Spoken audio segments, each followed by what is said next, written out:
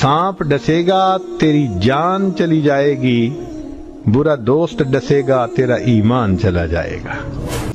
आखिरी बात ततीमे के तौर पे और जिक्र कर देता हूं, वो ये हुजूर की शफाअत का मुस्तहिक कौन कौन खुश नसीब होगा। अल्लाह। एक तो आपने साफ वाज़ेह जिक्र कर दिया, मुस्नद अहमद की रिवायत है, दीगर किताबों में आती है, तिरमिज़ी में, अबू दाऊद में, अल-मुस्तदरक लिल हाकिम में, अल-मुअज्जम लित-तबरानी में हुजूर ने फरमाया शफाअती लि अहलिल कबाइर मिन उम्मती, मेरी उम्मत के, उम्मत इजाबत के, मोमिन हो काफिर ना हो वो तो मुखल्लद फिन्नार है, मेरी उम्मत के साहिब ईमान जो कबाइर में मुब्तला है मैं उनके लिए शफाअत करूंगा। अब इनमें नबी की शफाअत का इस्तेहकाक किसके लिए है, चंद एक की वजाहत कर देता हूं, बाकी फिर किसी मौका पर। हुजूर सल्लल्लाहु अलैहि वसल्लम ने फरमाया शफाअत मेरी किसके लिए होगी, मन ज़ारा कब्री वजबत लहू शफाअत, अल्लाह, जो मेरी कब्र का दीदार करेगा उसके लिए मेरी शफाअत लाजिम हो जाएगी। सुभान अल्लाह। और मिशकातुल मसाबी में हदीस आती है मन ज़ारनी मुतअम्मिदन काना फी जवारी, जो कस्द और इरादा के साथ मुझे देखे यानी मेरे रोजे को देखे जन्नत में वो मेरा हमसाया होगा। अल्लाह। जो ज़ाते नबवी को देखे हालत ईमान में उस पे जन्नत वाजिब हो जाती है, उसके लिए जन्नत वाजिब हो जाती है। और ये खुश नसीब तबका सहाबा का है। हम जन्नत तलाश करते हैं, जन्नत मोहम्मद के सहाबा को तलाश करती है। अल्लाह ने दुनिया में ही उनके लिए जन्नत अलाट कर दी, फरमाया वकुल्लन वादल्लाहुल हुस्ना। तो पहला इस्तेहकाक किसके लिए, फरमाया मन ज़ारा कब्री वजबत लहू शफाअती। दूसरा खुश नसीब कौन है, मिशकात शरीफ में हदीस आती है, फरमाया मन सकनल मदीनता व सबर अला बलाइहा कुन्तु लहू शहीदन व शफीअन यौमल क़यामती।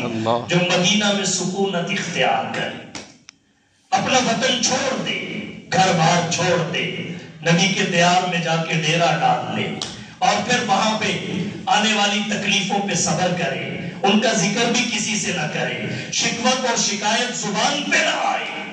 हुजूर फरमाते हैं कुन्तु लहू शहीदन, मैं क़यामत के दिन इसके ईमान की भी गवाही दूंगा, व शफीअन, और मैं इसके लिए शफाअत भी करूंगा।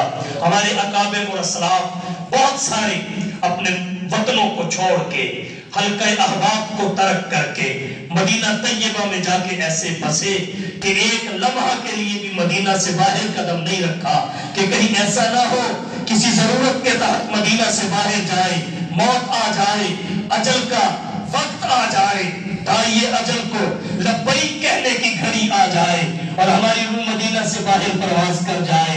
नबी की शफाअत के इस्तेहकाक के लिए सब कुछ छोड़ के मदीने की मट्टी के नाम अपनी जिंदगी को लिख दिया। मन सकनल मदीना व सबर अला बलाइहा कुन्तु लहू शहीदन व शफीअन यौमल क़यामा। और तीसरा खुश नसीब कौन है, साहिब हिदाया ने हिदाया शरीफ जिल्द अव्वल में किताबुस सलात में एक हदीस जिक्र की हवाले के साथ, गालिबन उसके अल्फाज की है। हुजूर ने फरमाया मन तरका अरबअन क़ब्ल ज़ुहर लम तनलहु शफ़ाअती, जो ज़ोहर से पहले की 4 सुन्नतों को तर्क करेगा मैं मोहम्मद की शफाअत को हासिल नहीं कर सकेगा, उसे मेरी शफाअत हासिल नहीं होगी। तो गोया जो मुअक्कदा सुन्नत ज़ोहर से पहले की पाबंदी के साथ पढ़ता है उसके लिए भी नबी की शफाअत का इस्तेहकाक पैदा हो जाता है।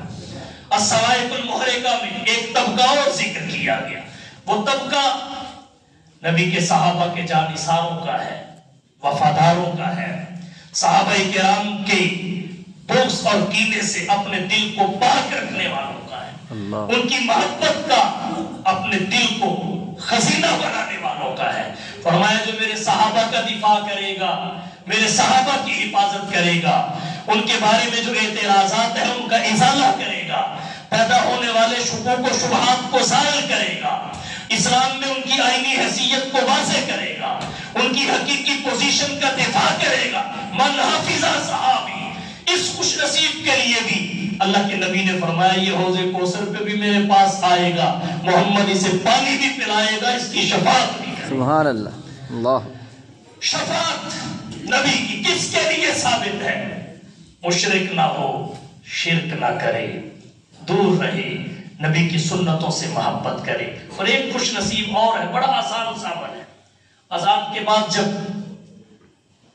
دعائے وسیلہ پڑھی جائے، دعائے وسیلہ، اس میں حضور کے لیے ہم مقام محمود مانگتے ہیں، تو نبی کی جانب سے اشارہ یہ ہے جو میرے لیے مقام محمود مانگے گا یہ شفاعت ہی تو ہے، اللہ اکبر، اس کے لیے نبی کی شفاعت ثابت ہو جائے گی۔ اور حضور نے پوری زندگی ہمارے لیے مانگا ہے، آپ تو بخشے بخشائے تھے، ہمارے لیے مانگا ہے، لیکن ہمیں یہ کہا ہے کہ تم میرے لیے اللہ سے مقام محمود مانگنا، اور دعائے وسیلہ میں اسی کی درخواست ہے۔ تو نبی کے لیے دعائے وسیلہ کی درخواست، وسیلہ کی درخواست جو دعائے وسیلہ میں ہے، اللہم رب هذه الدعوۃ التامہ والصلاۃ القائمہ آت محمدا الوسیلۃ والفضیلہ، جو شخص یہ پڑھتا ہے اس کے لیے بھی محمد کی شفاعت ثابت ہو جاتی ہے۔ تو کوثر کا ایک معنی مقام محمود ہے، جس کا ایک مصداق مقام شفاعت، المقام المحمود هو مقام الشفاعہ لأنه يحمده فيه الأولون والآخرون۔ اور اس کے مصداق میں ایک دوسرا قول کیا ہے؟ نبی کے امتیازات جو پروردگار قیامت کے دن روز روشن کی طرح واضح کر دیں گے، نبی کی خدمات جنہیں ہر کوئی کھلی آنکھوں سے دیکھ لے گا، نبی کے محاسن و محامد جن کی بنا پہ خالق اور مخلوق سب نبی کی تعریف کریں گے۔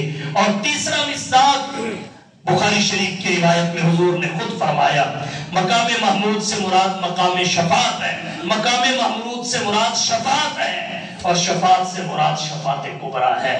اور اس کے تحت جو ضمنی ابحاث تھی میں نے ذکر کی، تو اللہ نے اپنے نبی کو تسلی کے طور پہ کہا اِنَّا أَعْطَيْنَاكَ الْكَوْثَرَ، اے حبیب ہم نے تجھے کوثر، مقام محمود یعنی امتیازات، خدمات، محاسن و محمد اور عظمہ و کبریٰ شفاعت عطا کی۔ نرینہ اولاد حکمت کے تحت لی، کوثر تسلی کے تحت دیا۔ ہر نبی کی شفاعت شفاعت ہے، تیری شفاعت بھی کوثر ہے۔ وآخر دعوانا ان الحمدللہ رب العالمین۔